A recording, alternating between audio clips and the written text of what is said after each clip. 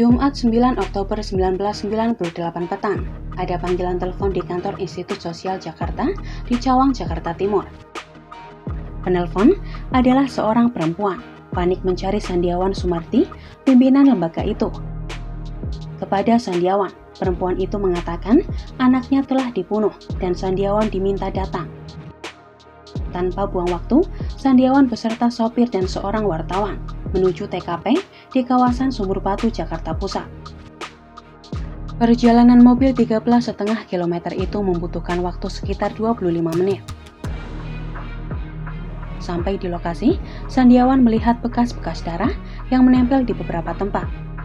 Di lantai 2 rumah itu, Sandiawan melihat sendiri jenazah Ita Marta Dinata, korban pembunuhan.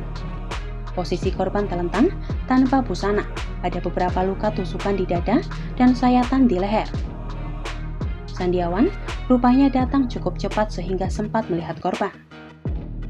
Tak lama kemudian polisi dari Polda Metro Jaya datang dan menutup TKP. Pengakuan ibu korban kepada Sandiawan, pembunuhan ini mungkin terkait aktivitas Ita sebagai relawan korban kekerasan Mei 1998. Ita bergabung menjadi tim relawan bersama kakak dan ibunya. Bahkan, rencananya Ita bersama tim relawan akan mendampingi korban bersaksi di Komisi HAM PBB di Amerika Serikat.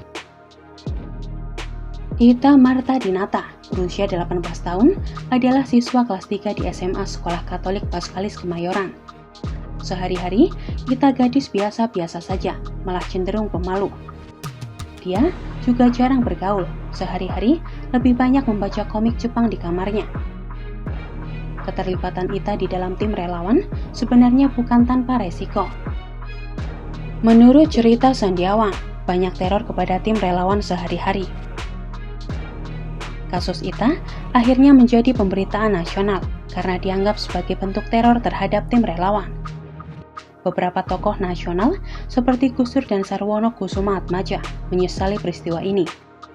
Menurut Sarwono, pembunuhan ini bentuk terorisme kekuasaan, teror dari penguasa terhadap rakyatnya sendiri. Tapi rupanya polisi tidak sependapat. Menurut polisi, kasus ini pencurian dengan pembunuhan biasa. Sehari setelah kejadian, polisi menangkap Suryadi alias Otong alias Bram sebagai pelaku pembunuhan.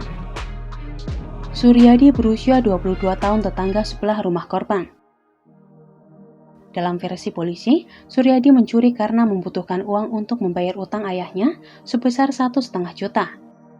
Kata polisi, hari itu pukul 16.30, pelaku masuk ke rumah korban yang tidak dikunci.